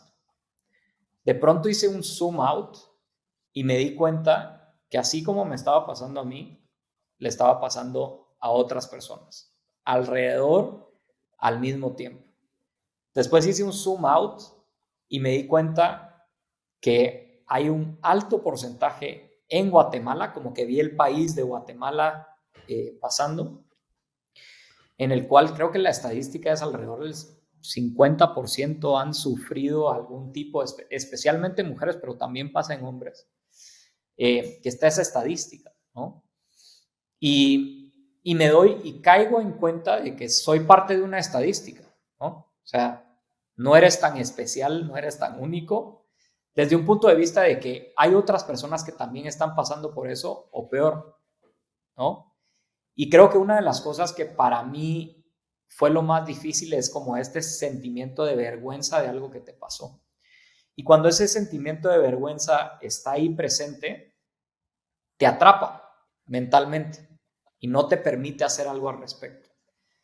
Entonces me doy cuenta cuando veo eso y visualizo y veo Latinoamérica y veo eso, digo, ok, Javier, por algo estás en la posición en la que estás ahora, por algo tuviste los talentos que tuviste y te pasó lo que le pasa a mucha gente. Y ese por algo siempre hay una elección, ¿no? Dices, por algo puede significarse nada, te pasó por mala suerte, o tú eliges decir, por algo me pasó porque puedo hacer algo al respecto. Y hacer algo al respecto es el hecho de que, ya sea a través de Yalo, a través de nuestra amistad, a través de lo que sea, esté aquí hoy platicándote, es una situación de privilegio en el cual lo puedo aprovechar para compartir con otras personas que tal vez estén pasando por eso ahora, decirles que no están solas, ¿no? Que no hay nada de qué avergonzarse y que no es culpa de ellos, que no son culpables, fundamentalmente. Esos primeros meses, cuando tienes este recuerdo y que entras en este lugar oscuro de vergüenza y de tal vez hasta de culpa, como lo mencionas, en el que tal vez mucha gente se encuentra el día de hoy. Me recuerdo el documental de Living Neverland, o no me acuerdo cómo se llama este documental de Michael Jackson, en el que hablan de todas las secuelas que ha tenido la gente que fue abusada por él. Eh, uno de tus comentarios es, no estás solo, no es tu culpa, pero ¿tú cómo saliste de ahí? Porque parece que lo hiciste de una manera muy lógica, entendiendo que eras parte de la estadística, como lo mencionas, pero ¿cómo puedes tú salir de ese lugar? ¿Es pedir ayuda? ¿Es algún tipo de terapia? ¿Cómo te sentiste tú en ese momento y cómo cambiaste la historia que te estabas contando sobre lo que había sucedido? Sí, mira, para mí yo creo que son bastantes de las prácticas que he venido siguiendo, ¿no? El lado de meditación, el lado de, bueno, todas diferentes. Entonces no te podría pinpoint una en específico. Eh, Sin embargo, yo creo que al final, ¿qué dos cosas me ayudaron? El primero es buscar cambiar tu state, porque si tú estás en un estado no adecuado, o sea, no hay nada que te entre en la cabeza. Y después cambiar la historia. O sea, la historia para mí no fue algo, digamos, la vergüenza viene de sentir que tú fuiste culpable de algo de lo que te pasó, ¿no? Entonces creo que es entender de primero eso que no es. O sea, tenía 10 años, ¿no? Todo al respecto, ¿no? Y el otro es que tú puedes hacer, o sea, cómo usas esa energía negativa que te está trayendo para abajo en algo positivo. Entonces, para mí también fue, ok, me pasó, tengo estas cualidades, puedo hacer algo al respecto, ¿qué voy a hacer al respecto? Pues me voy a asegurar que en cualquier foro que yo tenga la oportunidad lo vaya a hablar, porque eso va a permitir que otras personas también pierdan la vergüenza. Segundo, quiero que en los próximos 10 años yo pueda ayudar a más de 1 millón de personas a que estén fuera de abuso psicológico, sexual, el que sea el tipo, ¿no? Y hacer algo al respecto. Entonces, desde una posición de tienes un lugar en la mesa para platicarlo y tienes una voz para hablarlo, a una posición de ayudar a fundaciones económicamente y con el tiempo a que puedan ayudar este tipo de casos y salir de esta prisión mental, ¿no? En el que muchas personas viven. Entonces, para mí lo que me ayudó es pasar, digamos, de víctima a actor, tomar control y decir, yo puedo hacer algo al respecto con eso y puedo canalizar esa energía que me va a mover hacia algo positivo. O sea, transformar todo ese dolor hacia algo positivo que va a ayudar a otras personas, a las que puedan. Van a haber ciertas personas que no, van a haber ciertas personas que no conectan, pero con las que sí, poder compartirlo y poder hacer algo al respecto. porque es algo que pasa más frecuentemente de lo que nos imaginamos, especialmente en países como México, especialmente en países como Guatemala y en toda Latinoamérica y mercados emergentes, ¿no? Entonces es algo que hay que hablarlo, hay que trabajarlo y hay que arreglarlo. Hoy, ¿cómo te sientes sobre lo que te pasó? No, no voy a decir sobre lo que te pasó, sobre lo que viviste. Hoy me siento, yo te diría que es que a veces la palabra no suena bien, ¿no? Porque es un acto que no quisieras que a nadie le pase, ¿no? Pero yo veo que al final todas son, entre comillas, bendiciones, o sea, y lo veo así, como es algo que a mí me marcó mucho y hoy no sería la persona que soy si eso no me hubiera pasado. Y yo no quisiera cambiar nada de la persona que soy hoy, ¿sabes? El hecho que esté sentado acá, esté donde estoy hoy, me siento muy bien de eso. Y una de las retos, uno de lo que pasó para llegar ahí, que fue muy doloroso, me ha permitido estar aquí hoy, entender la vida como la entiendo y estar haciendo las cosas que estoy haciendo. Y eso no lo cambiaría por nada del mundo. Entonces, yo ahí es donde lo veo, entre comillas, como una bendición, porque fue algo duro que tuve que superar y en ese proceso tuve que cambiar a la persona que soy, ¿no? O sea, tuve que evolucionar. Entonces, por eso todos los desafíos, todos los retos, los momentos más oscuros siempre son una oportunidad para que tú te transformes y a través de esa transformación, pues puedas ayudar a otras personas a brillar esa luz. Y entonces yo lo veo de esa forma.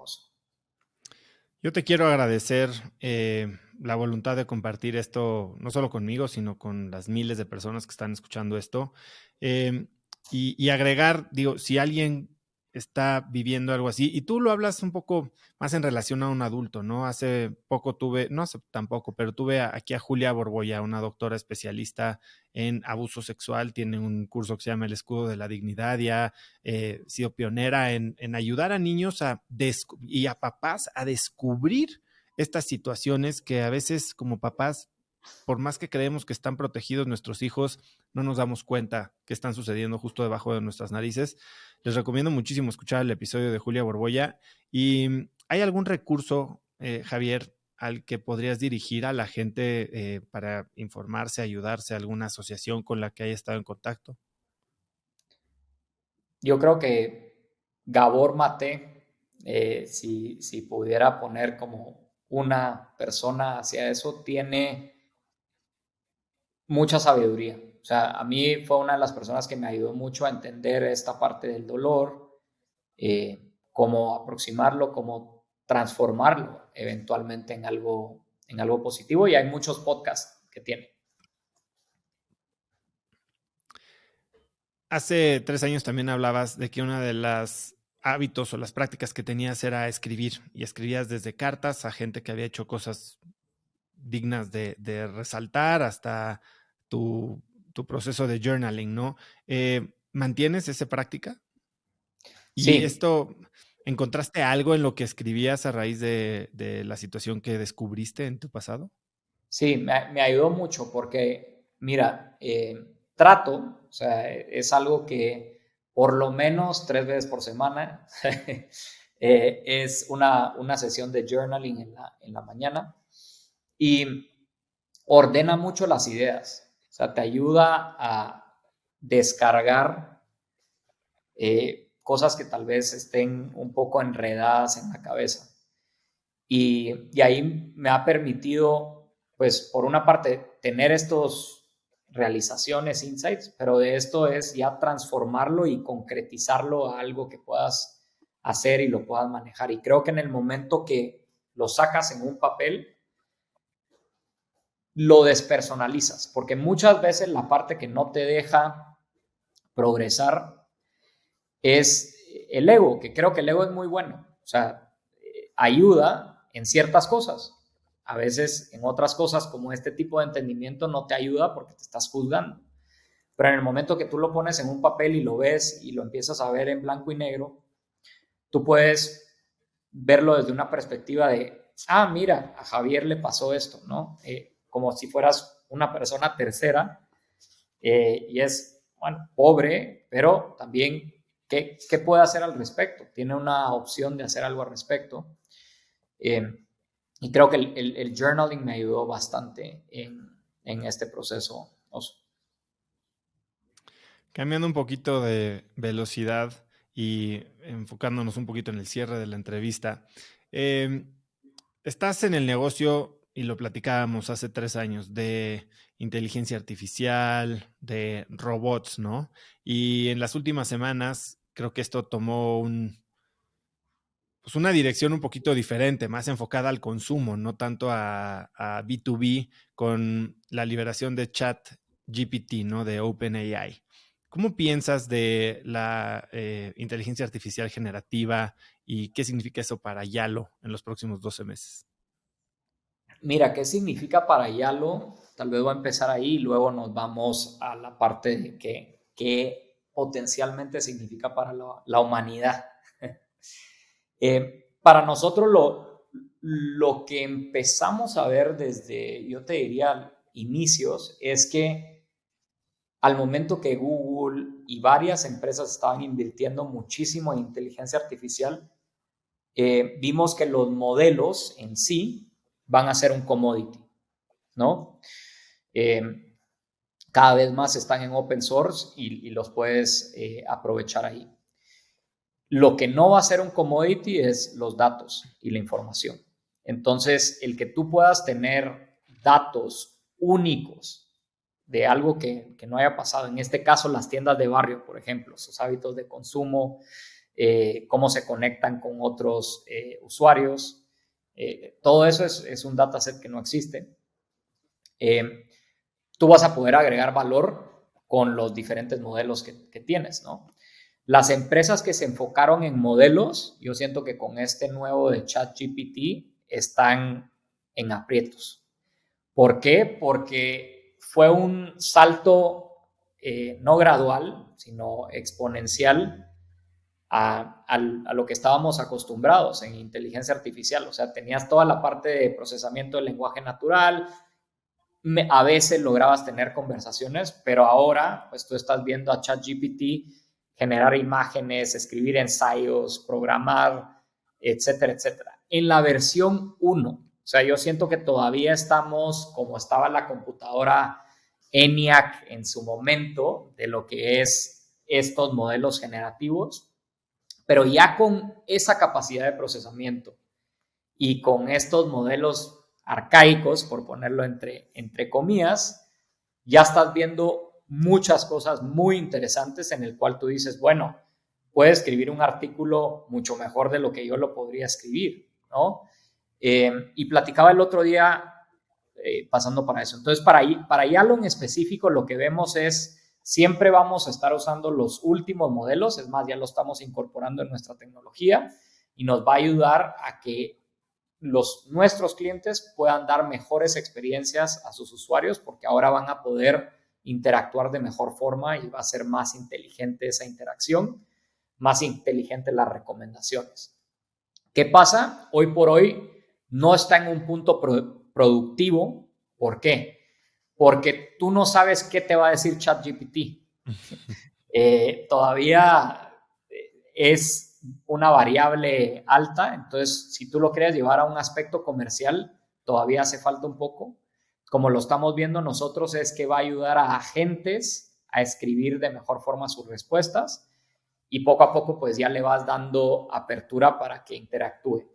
Pero en cuanto a recomendación de productos, por ejemplo, que es algo que hacemos bastante, va a ser genial. Creación de copies, o sea, cómo yo te escribo y cómo yo te mando el mensaje. Digo, oye, quiero mandarle a este usuario en base a su personalidad y a todo lo que me ha escrito, un mensaje que le vaya a llegar al corazón, ¿no? Y luego cuando nos vamos y nos ponemos a ver lo que está creando, hay una cosa que me surge a mí y es, o las computadoras son muy inteligentes o los humanos nos creemos más inteligentes de lo que realmente somos. Y Y creo que si lo vemos los humanos somos capaces de crear en base a lo que conocemos. Entonces, cada vez que ha ido incrementando el conocimiento de cómo funciona el cerebro, somos capaces de crear sistemas que recreen eso. Yo creo que todavía no lo entendemos tan bien, pero por lo menos entendemos la estructura neuronal y cómo eso funciona y creamos un modelo matemático de eso. Y lo que estamos viendo en ChatGPT es que te logra en base a información y patrones, crear cierto tipo de comportamiento que produce cosas que parecen creativas. Y luego el otro día platicaba con un amigo y me dice, no, pero es que realmente no es tan creativo porque pues está usando información que fue proporcionada. Y le digo, pero güey, tú también, ¿no? O sea, la plática que estás teniendo conmigo y lo que me estás diciendo ahora viene por tus años de lectura, tu educación, dónde creciste, toda la información que absorbiste que ahora lo estás generando y combinas varias fuentes de información. Entonces, es un tema de, a medida que estos algoritmos tengan más información y más capacidad de procesamiento, pues, ¿cómo te vas a distinguir hacia ese aspecto, ¿no?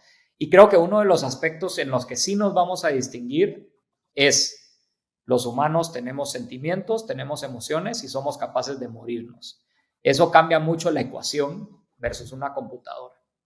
Y van a ser dos tipos de inteligencia. Entonces yo veo muchos años de enhancement o de mejoría del humano a través de estas tecnologías. O sea, en el sentido de que nos van a complementar muy bien.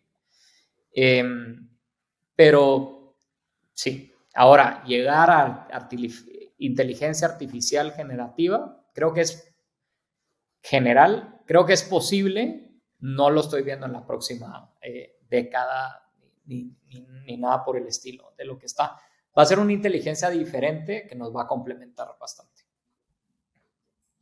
¿Tú crees que la compra de Twitter por Elon Musk tenga que ver con la compra de datos para entrenar estos modelos? Pues hay unos que dicen que sí, ¿no? O sea, cuando ves tú la conexión de Neuralink y bueno, Elon Musk es uno de los primeros que estuvo atrás de OpenAI y poniéndolo así. Puede ser. Ahora, la otra vez, ¿te recuerdas que Microsoft entrenó este modelo en base a la información de Twitter y se volvió racista el AI, ¿no? Entonces, sí. Sí.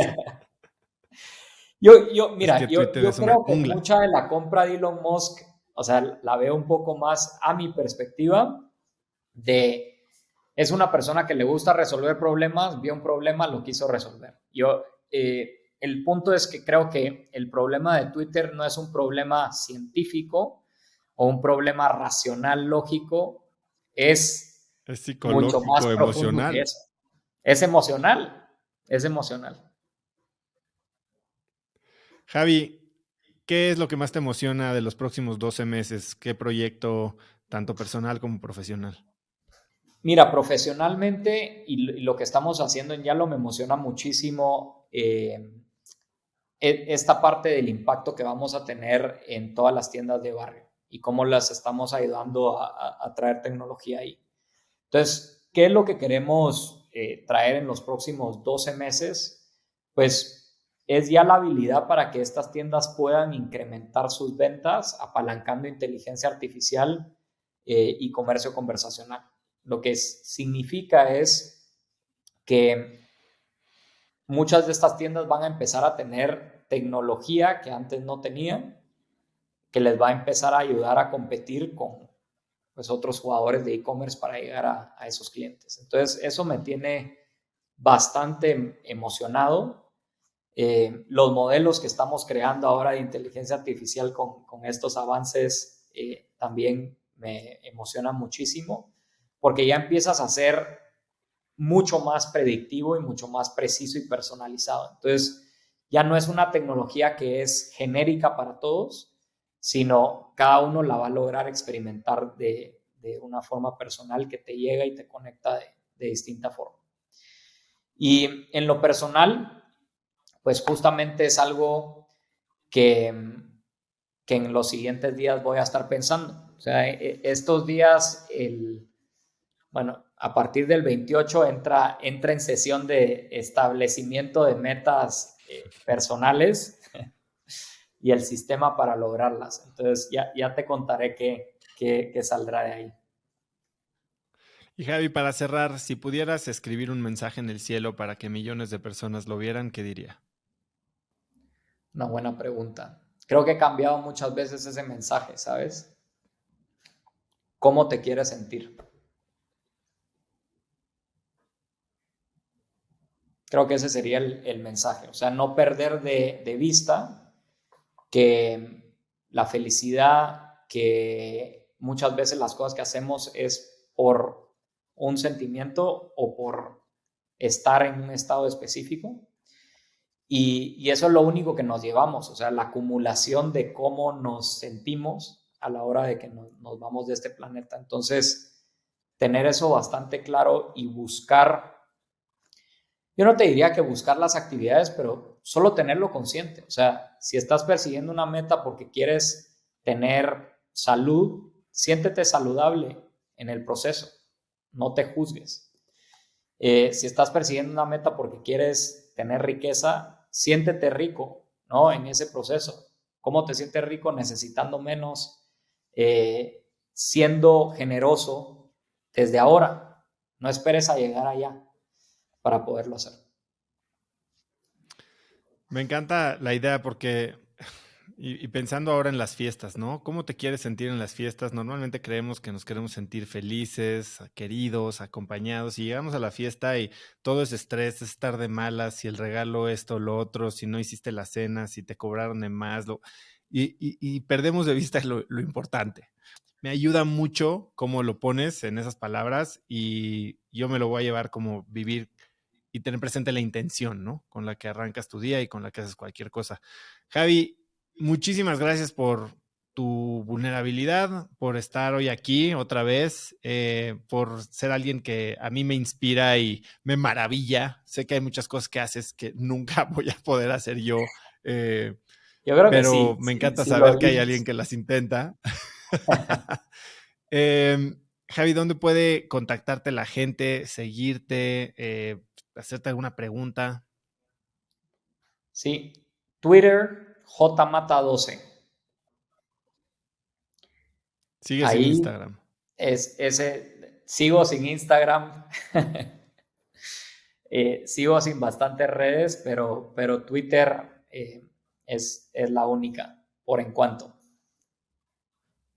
Javi, ¿hay algo que quieras agregar? Darte las gracias, Oso, a ti. Creo que el mensaje, lo que tú estás haciendo por Latinoamérica, el traer este contenido en español, las personas que tú entrevistas, el trabajo que tú haces y las historias que sacas, inspiran muchísimo. Y creo que eso es lo que necesitamos. Lo que necesitamos es un cambio de narrativa y creérnoslas como mexicanos, como latinoamericanos, somos capaces de todo lo que seamos, lo que logremos creer. Entonces, para mí el punto y la razón por la que, digamos, hago YALO, por darte un ejemplo, es porque yo quiero que sepamos que en Latinoamérica somos capaces de crear tecnología de la más alta categoría que tenga una escala global. Sé que lo podemos hacer y es lo que estamos haciendo. Y creo que a medida que vamos cambiando esas narrativas, que es algo que tú haces, que tú ayudas a hacer y llevar ese mensaje, inmediatamente cambia la cultura. Con ese cambio de cultura, cambia nuestra historia. Entonces, darte las gracias por crear estos espacios. Gracias por el comentario, Javi. Lo dije hace 3 años, lo repito, eres un crack. Espero verte pronto. Todavía queda pendiente ir a comer con Alan ahí al Mercado de San Juan, así que si estás, aunque sea 15 días por aquí, avísame y nos damos una escapada. Te mando un abrazo, muchas felicidades Lo y estamos en hacemos. contacto. Claro que sí. La próxima que estemos ahí lo organizamos. La apertura y misión que tiene Javier para evitar que más personas sufran lo que él sufrió es increíble. Si te gustó el episodio, compártelo con alguien usando el link cracks.la/211. También sigue Cracks Podcast en Spotify y suscríbete en YouTube o iTunes y califícanos ahí con 5 estrellas para que más gente nos pueda encontrar. Mencióname en Twitter o Instagram como Osotrava y no olvides saludar a Javier en Twitter como jmata12. Puedes encontrar links a todo lo que Javier y yo mencionamos en el episodio de hoy visitando las notas del episodio en cracks.la/211. Y antes de irte, recuerda que puedes leer o escuchar mi libro Haz lo que importa en Vic, en Amazon, en Kindle, en Busca Libre en Sudamérica. En fin, lo puedes escuchar y leer donde quieras y ahí aprender el método DMS de productividad y diseño de vida que a mí me ha cambiado la vida. Y segundo, no olvides registrarte para recibir mi newsletter Viernes de Cracks, que es un correo muy cortito que mando todos los viernes con 5 cosas que encontré en esa semana, que pueden ser tips, artículos, gadgets, frases, hacks, cosas que encuentro en internet y que creo que pueden ayudarte a tener una vida más productiva o a empezar una conversación interesante este fin de semana. La puedes recibir totalmente gratis registrándote en cracks.la/viernes. Eso es todo por hoy. Yo soy Osotrava y espero que tengas una semana de cracks.